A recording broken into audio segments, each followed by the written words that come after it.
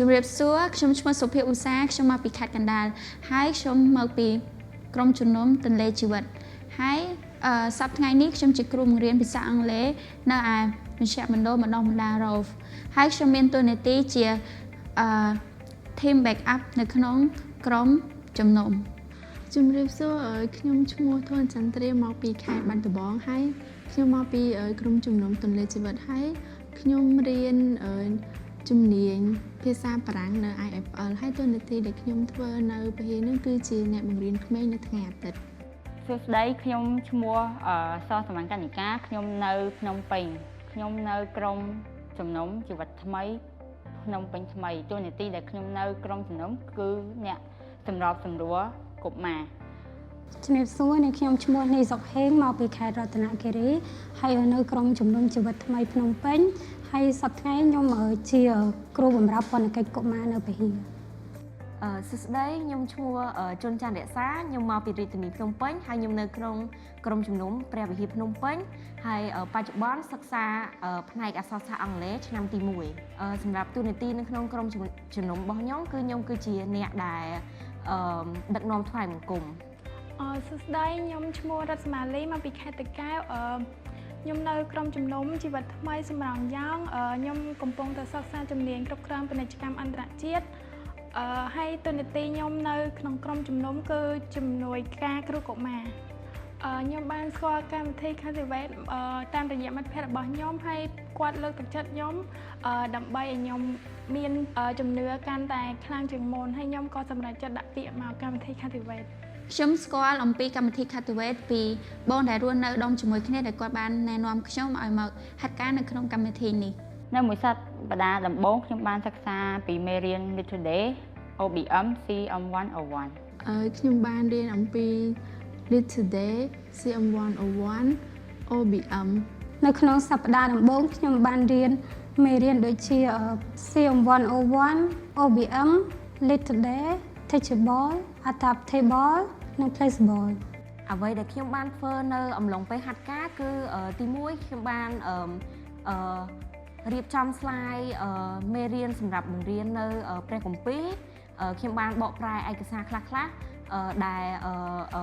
និយាយអំពីកម្មវិធីរបស់ Cultivate ខ្ញុំបានចុះពន្ធកិច្ចនៅខេត្តតាកែវចំនួន2 យប់ 3 ថ្ងៃនៅក្នុងការបង្រៀនក្មេងៗអំពីសុខភាពមាត់ធ្មេញ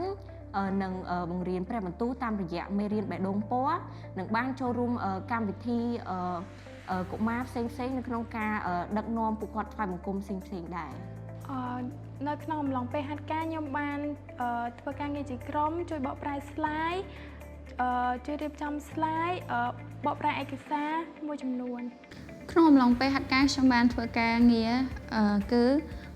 វាយឯកសារចូលទៅក្នុងកុំព្យូទ័រហើយនឹងឆាតទៅគ្រូកុមារដើម្បីសុំចំនួនសិស្សហើយនឹងទីកន្លែងដែលគាត់បង្រៀនពេលហាត់ការខ្ញុំបានធ្វើកិច្ចការដូចជាការរៀបចំសៀវភៅដាក់ទៅតាមខេត្តហើយនឹងការធ្វើ slide ហើយនឹងសង្ខេបមេរៀនដាក់ចូល slide ខ្ញុំបានទៅខេត្តតាកែវទៅកញ្ចេះហើយទៅសៀមរាបហើយបានបង្រៀនក្មេងៗនៅតាមសាលាក៏នឹងបង្រៀនគ្រូកុមារនៅតាមពហិដែរនៅអំឡុងពេលហាត់ការខ្ញុំបានជួយពន្ធកិច្ចដូចជានៅថ្ងៃ Father Day ខ្ញុំបានដឹកនាំហ្គេមសម្រាប់ឪពុកនិងក្មេងៗហើយនឹងគម្រប់ខួប35ឆ្នាំខ្ញុំបានមើលថែក្មេងៗនិងបង្រៀនពួកគេអំពីការច្នៃប្រឌិតផ្សេងៗហើយខ្ញុំក៏បានចុះខេត្តដោយដឹកនាំពួកគេលេងហ្គេមមួយចំនួនអ្វីដែលខ្ញុំបានរីកចម្រើននៅក្នុងអំឡុងពេលហាត់ការនេះគឺខ្ញុំបានរីកចម្រើនផ្នែកជំនឿរបស់ខ្ញុំគឺខ្ញុំមានជំនឿកាន់តែខ្លាំងក្លាជាងមុនខ្ញុំបានស្គាល់ព្រះកាន់តែច្បាស់ជាងមុនហើយខ្ញុំបានរៀនភាពជាអ្នកដឹកនាំពីបងដែលគាត់បានបង្រៀនមកដែរដោយឲ្យយើងមានភាពជាម្ចាស់ការខ្លួនឯងជាងមុនហើយ